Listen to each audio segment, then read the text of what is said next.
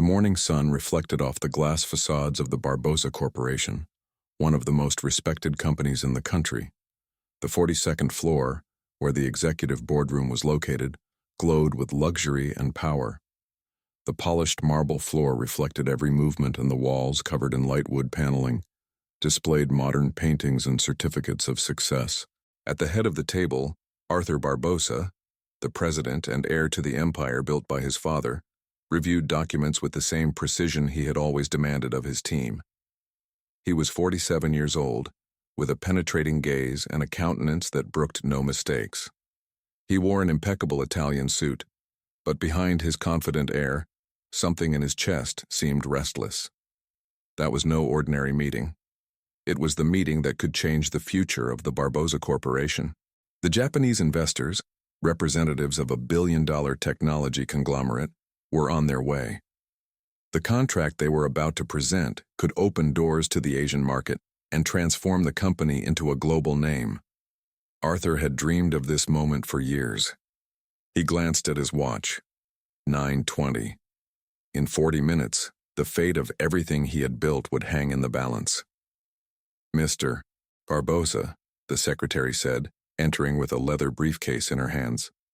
"All the financial reports have been reviewed. The translator has also confirmed his presence." Arthur just nodded, not taking his eyes off the pages in front of him. "Perfect, Marina. No mistakes can happen today. None." She left silently, feeling the weight of those words. The atmosphere on the floor was one of pent-up tension. Every employee seemed to be walking on tiptoe, as if the slightest noise could disturb something sacred. In the hallway, Helena, the cleaning lady, was wiping the glass partitions. She had worked there for almost 6 years. She was a discreet woman, soft-spoken, observant, and with a serenity that contrasted with the frenetic pace of the place. No one knew much about her, and no one asked. She did her job with excellence and rarely drew attention. That day, however, fate watched her in a different way. As she cleaned, Helena saw Arthur hurrying past with a briefcase under his arm. He didn't even acknowledge her presence. He passed like an elegant breeze, too focused to notice who was around him. At 9:45 a.m., the Japanese arrived. They were men with erect postures, discreet clothing, and serious looks. They were received with all the courtesy required by protocol. The official translator, Marcelo Sar, was already there, positioned next to Arthur. He was experienced, fluent in several languages, and known for his calm and precision. "Gentlemen, it's an honor to welcome you," Arthur said, smiling professionally. Marcelo translated every word perfectly, and the Japanese businessman nodded cordially. The meeting began. Slideshows, numbers, graphs. Everything seemed to be going well. Arthur felt pride swell within him. With each positive response, his confidence grew, but there was something he didn't notice. Marcelo, the translator, was sweating discreetly. A drop ran down the side of his face, but he quickly wiped it away, trying to hide it. No one noticed. 10 minutes later, Marcelo began to stagger. Arthur, still focused on the documents, only noticed when the translator interrupted with a strange gasp. "Is everything okay, Marcelo?" he asked, frowning. The man tried to answer, but his face was pale, his eyes cloudy. He took a step back and fell. "My God!" Marina screamed. Arthur jumped to his feet. The translator lay unconscious on the floor. Panic spread. The Japanese stood up, confused, murmuring among themselves. Arthur called for help. Within minutes, the medical team arrived and rushed Marcelo away. The silence that remained in the room was suffocating. Arthur took a deep breath, feeling the weight of the moment. He looked at the investors who were watching him with serious expressions, not understanding what was happening. Without the translator, communication was impossible. The millionaire realized his dream was about to crumble. All the planning, the investment, the months of preparation, everything seemed lost because of something so simple and so unexpected. The Japanese looked at each other uncertainly. Arthur tried to smile and gesture, but each attempt at communication only made the situation more awkward. Marina, nervous, suggested calling another translator, but there wasn't time. No professional could arrive in less than an hour, and in that kind of negotiation, time was worth more than gold. Arthur ran his hand over his face, feeling the sweat run down his face. The Barbosa Empire was facing a real threat. In the corner of the room, almost invisible, Helena watched everything. She had been called moments before to clean up the coffee that had been spilled in the shock, and now she stood there, silent, with the cloth in her hands. While everyone was agitated, she remained calm.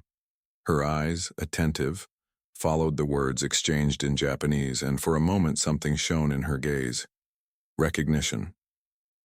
She understood every word said, but no one knew.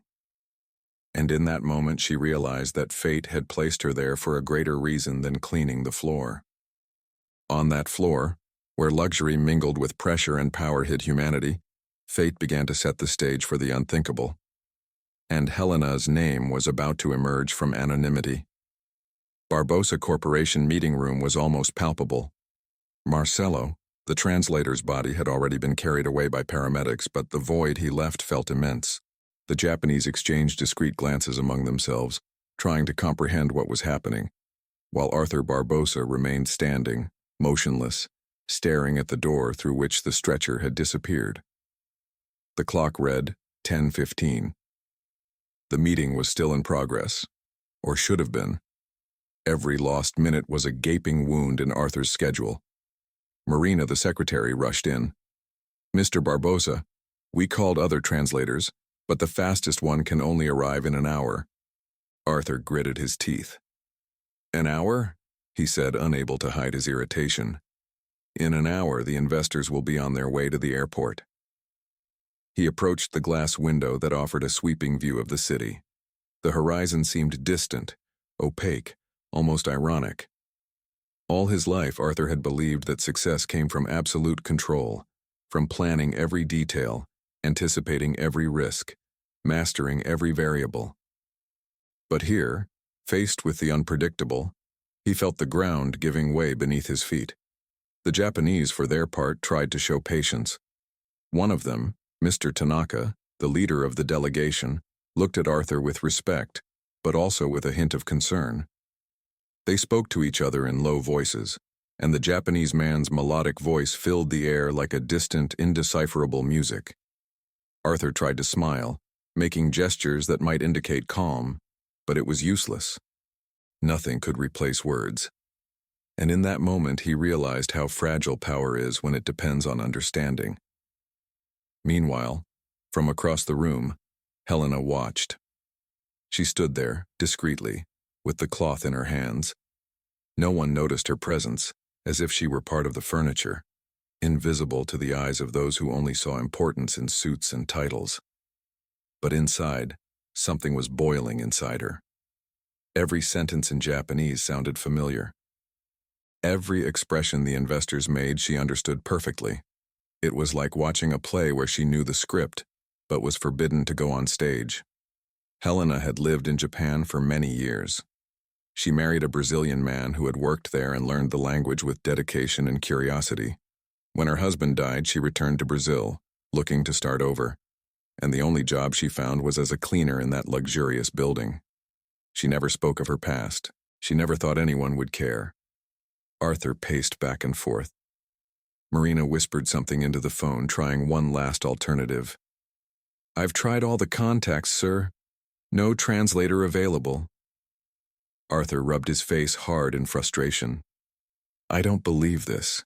An entire empire could fall because of one translator." He turned to the Japanese, attempting to communicate with gestures. With each attempt, more confusion arose. One of the investors misunderstood an expression and let out an embarrassed laugh. Another frowned, thinking Arthur had said something inappropriate. The once elegant and professional environment was now a stage for misunderstandings. The tension grew. Arthur felt his face heat up. He was on the verge of losing control. It was then that, amidst the chaos, a soft, almost muffled voice broke through the air. "Mr. Barbosa." He turned away, irritated, with no patience for distractions. "What's wrong, Helena?" he asked automatically, without really looking at her. She hesitated for a moment, but courage overcame her fear. She took a step forward. "If you allow me, I can help." The sentence hung in the air, like an unexpected note from a forgotten song. Arthur blinked, confused. "Help? What do you mean?" But before he could complete the question, Helena turned to the Japanese and, with a delicate bow, said in Japanese, "Minasama, moshiwake arimasen, tsuyaku no kata ga taichou o kuzusaremashita. Shikashi, watashi ga o tetsudai dekimasu. Dozo go anshin kudasai." The investor's eyes widened. A deep silence fell over the room. Arthur felt the air leave his lungs. He didn't understand what she had said, but from the foreigner's reactions, smiles, nods, and relieved expressions, it was clear she had just spoken fluent Japanese. Helena looked up, maintaining her humble but firm posture. The Japanese began to speak to her, and she responded naturally. Within seconds, the tension disappeared, replaced by an unlikely harmony. Arthur watched, speechless. It was like witnessing an everyday miracle. The cleaning lady, the woman who went unnoticed in the hallways, whose name many didn't even know, now dominated the room with the ease of someone born for it. Her voice, calm and respectful, restored order. Helena translated every word precisely, explaining the terms Arthur presented, adjusting the tone of the sentences, interpreting gestures with a sensitivity no mechanical translator could replicate. The meeting was flowing again, and for the first time that morning, Arthur felt his heart slow down. He sat up slowly, never taking his eyes off her. The woman who cleaned the floor was now the link between two worlds. With each sentence, Helena surprised us more. She didn't just translate, she connected people. She understood nuances, tones, and emotions. She knew when a sentence needed delicacy and when it required firmness. It was as if, suddenly, the entire scene was under the command of someone who had never been seen as part of it. Arthur Barbosa, the man accustomed to controlling everything, now simply watched. For the first time, he understood what it meant to be saved by someone the world couldn't see. In that instant, the invisible hierarchy of that office dissolved. The titles, the positions, the salaries, none of it mattered. The power now lay in the voice of Helena, the woman no one noticed, but who had just done the unthinkable, transforming chaos into harmony. For a few seconds, the silence after Helena's first words seemed to stretch on forever. All eyes were on her. Arthur Barbosa, still sitting at the head of the table, watched in disbelief. It was as if time had stopped, and the empire that had nearly crumbled moments ago now balanced on the calm voice of a cleaning lady. Helena stood firm. She spoke with respect, without arrogance, as if she knew exactly the weight of each word. The Japanese listened attentively, their expressions varying between surprise and admiration. Mr. Tanaka, the leader of the entourage, leaned forward slightly and smiled. "Totemo tasukarimasu. Arigatou gozaimasu. You are helping us a lot. We appreciate it." Helena returned the bow with a subtle bow. "Koi desu, doitashimashite. It's an honor, you're welcome." Arthur didn't understand the content, but he understood the essence. Harmony had returned. The investors' gestures became fluid again.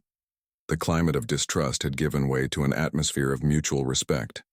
Helena translated each of Arthur's sentences with a naturalness that surprised even her secretary Marina, who watched with her mouth open. She didn't just translate words, she conveyed intentions.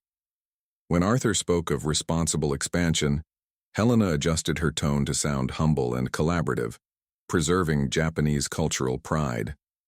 When she mentioned lasting partnerships, she used a warm, almost poetic intonation that made foreigners smile. It was a rare talent, understanding the soul behind the words. Arthur slowly began to compose himself. His rigid posture softened, and he began to speak with more confidence, but even as he regained control, he knew deep down that the authority in the room was no longer his. It belonged to the woman in the plain uniform and the work-scarred hands. As the meeting progressed, Helena immersed herself in her writing with total concentration. Each answer was a precise dance between two languages, two cultures, and two worlds. And as the hours wore on, the morning's story unfolded before everyone's eyes. Failure had become an improbable victory. Mr.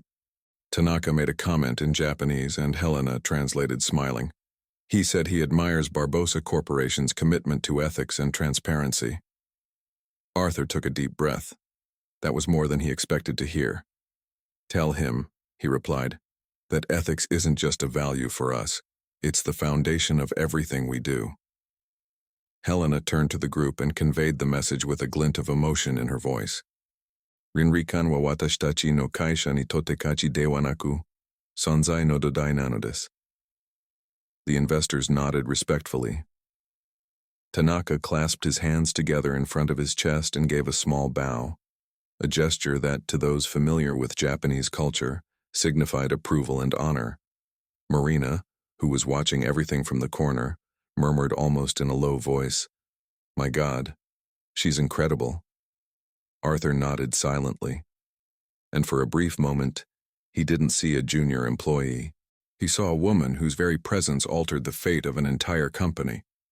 As she translated, Helena noticed the stares around her, but she remained calm. She wasn't seeking applause. She simply did what her heart told her.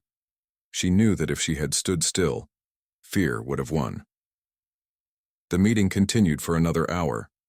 Plans were presented, contracts reviewed, respectful gestures exchanged. And at the end, something extraordinary happened. Mr. Tanaka stood up and extended his hand not to Arthur but to Helena.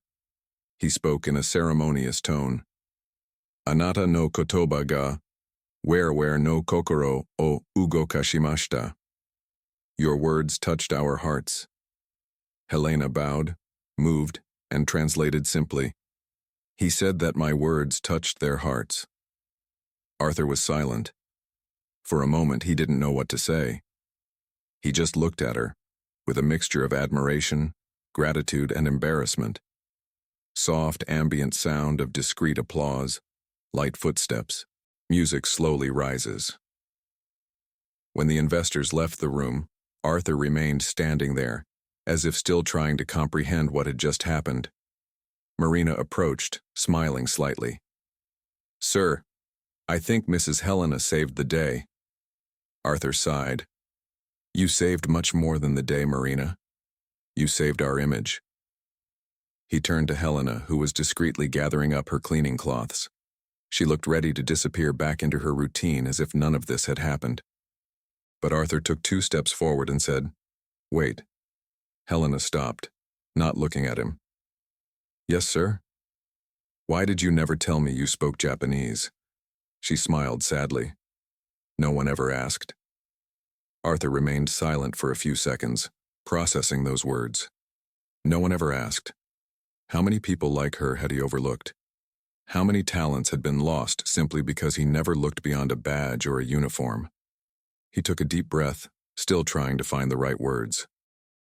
But before he could say anything, Helena was already walking away, carrying the bucket and rag, as if returning to the invisible role the world had imposed on her. Arthur watched until she disappeared through the door.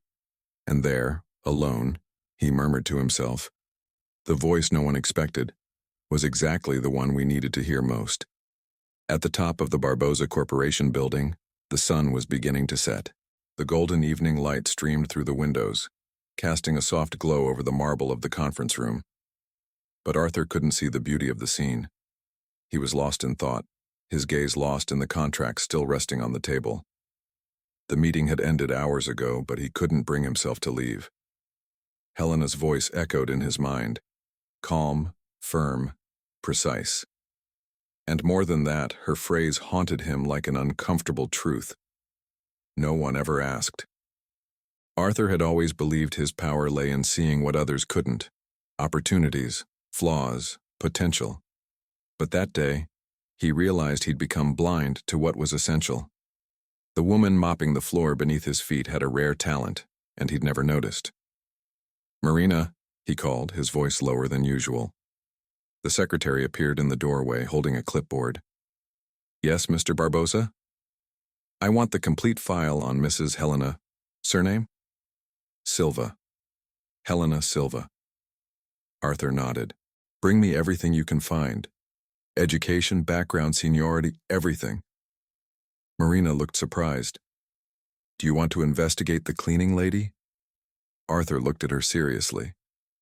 It's not an investigation, Marina. It's a need to understand what I missed. Half an hour later, a simple file was placed on the table, just a few pages, basic information.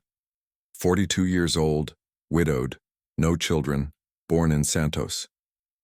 Graduated in literature from the University of Tokyo, fluent in Japanese and English. Experience as a translator for international companies until her husband's death, which brought her back to Brazil. Arthur read everything carefully, each line a shock and remorse.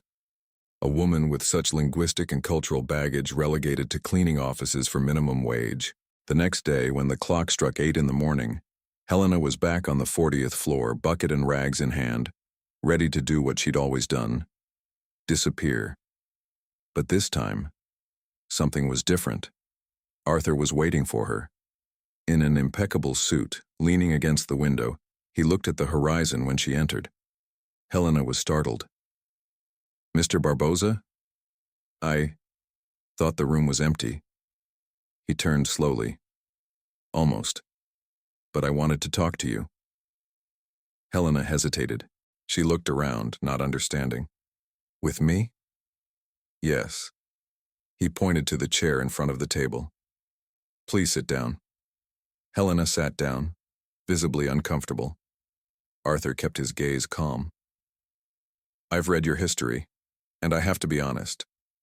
I don't understand how a woman with your background and experience ended up here, cleaning the floors of my company.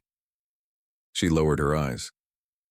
Life changes, sir. Sometimes we lose everything, and starting over from scratch is the only way. Arthur was silent for a few seconds. The way she said start over sounded different, like someone who'd learned to walk through the rubble. Did you stay in Japan for a long time? He asked. 16 years, she replied, still without looking up. I worked as an interpreter for a multinational company. My husband was also a translator. When he died, I wanted to come back. I thought that with my experience I would find something here. But the doors didn't open. And, well, I needed to survive. Arthur felt a lump in his throat. For the first time in a long time, the figures and contracts seemed small. And you never thought about trying again? Helena smiled slightly. I tried. But sometimes the past weighs more than the resume. People see a uniform and decide who you are. He lowered his head. That sentence hit him like a mirror. Helena, he began quietly, yesterday you saved the Barbosa Corporation's reputation. If it weren't for you, that contract would have been lost. She shook her head. I only did what I could. You did much more than that. He approached the table, resting his hands on the glass top. And I want you to know that from today onwards, you are no longer a cleaning lady here. Helena looked at him confused. Sir? Arthur smiled. I want you to work directly with me, as an interpreter and cultural mediator. For a moment, time stood still. She blinked, as if she couldn't believe what she was hearing. Are you serious? Very much, he replied firmly. And if you want, you can start today. Helena took a deep breath. Emotion washed over her, but she maintained her composure. Thank you. But why, Mr. Barbosa? Arthur leaned back in his chair, thoughtful. Because I realize that people's true value isn't in what they wear, but in what they carry inside. And in your case, Helena, it's something that goes beyond competence. It's humanity. She remained silent, her eyes brimming with tears. For years, no one had seen her. Now, for the first time, someone saw in her what time had failed to erase. I accept, she said finally, her voice trembling.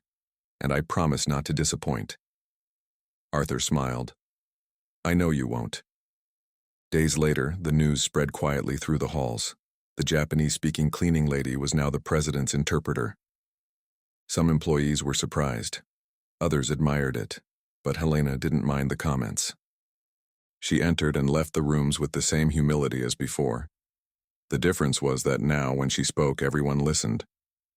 Arthur, for his part, seemed different too. More attentive, more human. In every meeting, he made sure Helena sat next to him. She didn't just translate. She guided, advised, interpreted intentions. She had become an indispensable piece. And as the weeks passed, something silent grew between them. It wasn't romance yet. It was deep respect, an invisible bond woven of gratitude and admiration. Arthur, accustomed to surrounding himself with people who flattered him, found in Helena someone who said what needed to be said, not what he wanted to hear. And she in turn saw in him not just a powerful boss, but a man who had finally learned to see. At that company, where the glitter of appearances always spoke louder, a simple woman had shown that the voice everyone ignored could transform destinies. And without realizing it, Arthur Barbosa was also beginning to change, not just as a leader, but as a man. Sometimes the power lies not in those who give the orders to speak, but in those who have the courage to be heard. 2 months had passed since that day. The meeting that had nearly ended in disaster had become a landmark in the history of the Barbosa Corporation. The contract with the Japanese investors had not only been saved, but expanded. The company's name was making headlines. But within the corridors, the true reason for that success remained silent. Helena remained discreet. She still wore simple clothes, her hair tied back, and avoided the spotlight. Her new position as an interpreter and cultural mediator had placed her in a place she had never imagined she would be again, at the decision-making table. And despite the respect she had earned, she remained the same soft-spoken woman with restrained gestures. Arthur Barbosa, on the other hand, was no longer the same man. Something in him had changed, something invisible, but profound. The arrogance of control had given way to the serenity of someone who had learned to listen. And it was this transformation that led him to make an unusual decision. That morning, the company's main auditorium was packed. Employees, directors, and partners awaited the start of an event billed as the New Barbosa Cycle. On the stage, a large panel displayed the following slogan: "The future begins with those we believe to be invisible." The lights dimmed, and Arthur Barbosa appeared on stage to subdued applause. He was wearing a dark suit and had a calm expression. But there was something different in his voice when he began to speak. "In recent years, I've learned that success isn't built on numbers or strategies alone," he said slowly. "It's born from people, from the ones we see, and especially from the ones we insist on not seeing." Ambient sound silences. Everyone pays attention. Arthur walked slowly to the center of the stage. 2 months ago, this company almost lost the biggest contract in its history, he continued.